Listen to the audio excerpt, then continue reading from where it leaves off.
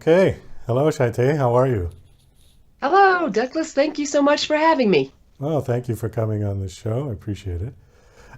Just before we got on, we were talking about your name, and you had mentioned that the Corellian was from Star Wars. That was a planet that they named Corellian? Yeah, Han Solo was from the planet Corellia, so he was a Corellian. Yeah. Oh, okay. All right. Yeah. So tell me the story about your name. Shytei is actually, I changed my name legally about half my life ago, and Shytei is actually from the novel that we will be talking about today. And Corellian came along when my husband and I at the time couldn't get approved for a house loan because there were a million Shane Andersons in the world. So he decided he'd had enough of that. And Anderson wasn't his real last name anyway, because there's a long story of grandfather taking the dog tags off of a soldier during the war, is all they can figure, that he had a German last name. Oh, And so he took the dog tags off of a soldier, never told anyone what his real last name had been, except for his daughter, who even under hypnosis couldn't remember the name. So he's like, this is a really hard name to have when it's not even my real name. So we sat up all night, and by the middle of the morning, we'd come up with Corellian from Star Wars, and then yeah, went through all the effort of changing the name and have never looked back. oh, well, that's great. No, I think it's a super name. Oh, thanks. It's been great. It's certainly good for an author, because Yeah, it's no, and it's worked out perfectly. Yeah, yeah. Shytei Corellian. They're like, is that your real name or your author name? And I said, well, let's go with both. I just had a guest on my podcast not too long ago whose first name is Stagger Lee, and his Oh, really? from the song, from the old Yeah. blues song. And I asked him, I said, Uh-huh. "Is that your real name?" And he said, "It's on my birth certificate," because Really? his father was a huge blues fan and named him after that Oh, song. So it's, you oh know, my goodness. That's so funny. I saw that when I was looking through your show. I thought Staggerly. I'm like, that is a great name. yeah, and it's his real name. He's a sweet kid. He's really. I had a Oh, great interview with him, but oh, that's great. I Yeah, I'll feel have to like go I back and have listen to that one. I feel like I have such a boring name with Douglas Coleman because it's just kind of so ordinary. But Oh, well, it's known now, so now you're probably stuck with it. yeah, you know what? In fact, I think I am the most famous Douglas Coleman on the internet.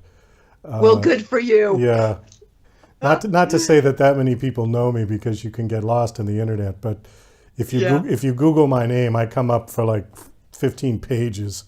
So Yeah, no, you came up quick. Yeah, when I yeah, Googled, you were poop. Yep. right there. So, yep, good for you. So, okay, so you've got a book to promote, and your book is called Wing and Nye? Nian. Nian? Nian. I'm never going to get all of this right. No, it's okay. It's hard. So, Ah. how many books have you written now?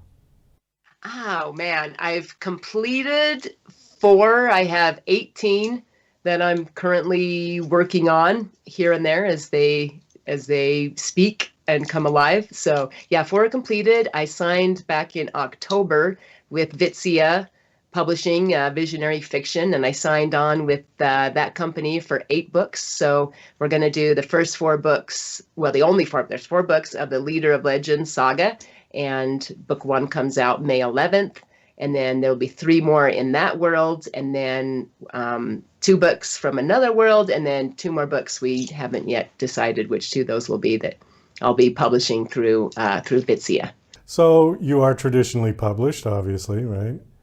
Yes, thankfully it took a long time. I did self-publish first, and not being a marketer, got exactly nowhere other than saying that I completed some works and got them out there. So I was very pleased to have been found by Vitsia back in October. Yeah, it's been really exciting. Well, I'm glad you've done both because I like to ask this question of authors when they come on the show about which way to go, because it's pros and cons on both sides of that. Yeah.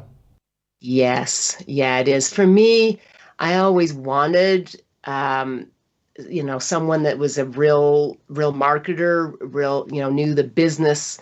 And as a self-published author, of course, I heard endlessly. You have to be as great of a business person and a marketer as you are a writer. And I thought, well, that's just never going to happen. So I put it up myself, just mostly just to show myself that, to just get it out of the house, essentially, because I'm a perfectionist. I can edit forever. So it was more for me a way of kicking the book out of the house and getting it out there, at least out of my house, so I can work on other things. But all along, I was still, querying, sending out queries here and there to, more traditional publishers in the hope one day that someone would actually read the work and like it, see something in it that they could appreciate and help get out there. Well, the guy that I just had this conversation with brought up something very interesting that I really hadn't considered when tossing around the pros and cons of traditional versus self-publishing. And he said the biggest difference for him going to a traditional publisher was the validation. And he said, I don't care what people say about, oh, I don't care if people like my work or that. They do. All artists want that kind of validation, myself included, because I've been a lifelong musician and now I'm doing this show. And of course you want people to like your work and pat you on the back and say, good job, really enjoyed it, blah, blah, blah. And that's what you don't get with self-publishing. Yeah, no, you don't. And it's so, because obviously I haven't changed. The writing, the value of the writing hasn't changed, but I'm telling you, saying that I am a published author, and it has changed everything. People that have known that I've written my whole life, for the first time, they're like, let me know, I want to buy the book. It makes a difference. It just, unless you are a brilliant marketer and have the money to an established audience to push out to, being able to have that validation and that backup is enormous. Yeah, it's really been really, really great having that. It's made a big difference already. Yeah. You bring up an interesting point about the marketing side of all of this, because in my head, there are two types of people on this planet. Ones that have ideas and ones that have money. And the two don't necessarily think in the same way, but if you can partner up one who's got the good ideas and one who's got the money, you can become very successful. Both of you can become very successful. And that's been the story in America for centuries. And the one that's coming to mind right now is Steve Jobs, who was building computer boards out of his parents' garage. And little by little, he found people that got interested. And he said, yeah, everybody's going to have a computer in their house. And in 1975, people thought he was nuts. Yeah. Yeah. And look at it, So literally, yeah. Once he got the money going, then the business started going, and blah, blah, blah. The rest is history. So with a book, authors tend to be not good marketers, but unfortunately the internet has created that dilemma for artists.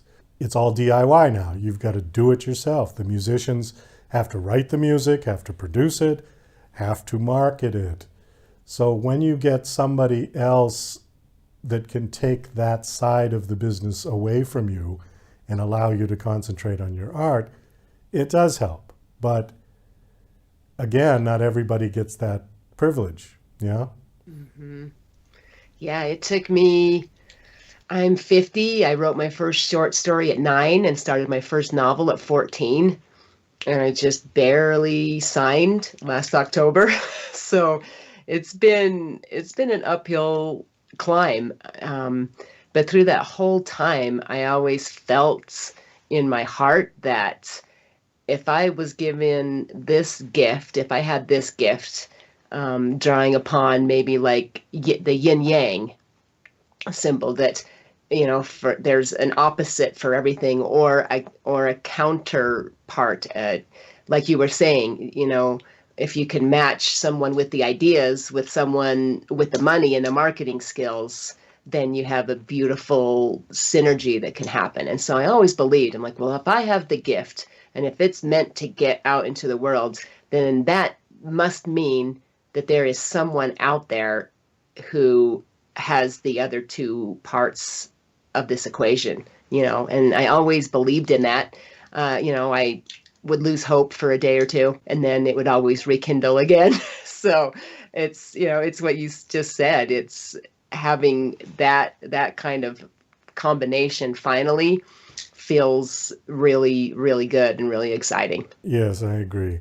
Let's get to your book. Why don't you just tell us you said this is a series? Yep. So this will be book one, and a little bit like Star Wars. It's where episode 4 came out first. Book one would actually, if you were looking at the series linearly, would be book 3. But it's coming out first. It's the first one I wrote the first draft of it when I was 16. And then book 2 follows that. And then we'll actually be traveling back in time with book 3 and 4, talking about other characters that are in book 1 and 2, but going back and showing their lives and what happened there and how they all come together in book 1. So is it difficult to write like that? Because I know we mentioned Star Wars and the reference to your name, and George Lucas wrote part 4 first and then went back and did 1, 2, and 3. The Godfather, which we also mentioned earlier, did that. They started basically with the story was part 2, although they called it part 1. And then part 2 went back to Vito Corleone's childhood 50 years earlier. So, I mean, is it difficult as a writer to do the story mixed up like that in time? Well, I've been really lucky, I guess, because my writing, what I write, just it comes to me. I guess it's been used a lot, but they're more of downloads. I get kind of a little image, a little flash, a little memory. And as I start writing about what I see, then the story just kind of starts to unfold like a movie, starts to play in my mind. And so Wing from Wing and Neon was the first character you could say that I saw. And when I was 16 and started to write about. And so then I wrote his story. And then just as I continued to write his story and that book continued to grow, then the other people that began to populate that story, I would start to think about, well, what was their story? And then an image would come into mind, and then I'd start writing that. So it all happened actually really organically. None of it, I've never outlined a book. I've never outlined a character. They all just kind of show up and just start telling me their story, and I just try to stay as true to that story as I write about it as I can. So it all happened kind of organically. Now looking back, it's easy to say, okay, well, this is book 1 and the other 2 will actually come first. But initially I was just writing about that first initial image I got back when I was 16. Can you give us a 1-minute synopsis of the whole story? Yes, Wing and Neon live on another world in a small valley called Raiv, where nobody comes in and nobody leaves. And here's Wing and Neon. They are brothers, and their people believe that Wing is this leader of legend, this prophesied leader that will save them in a really dark time. His brother Neon is also very different from their people. He wants to leave. He wants to be a teacher and a warrior. And kind of the crux of the story is these two brothers are trying very hard to stay true to who they are against the will and the desires of their people.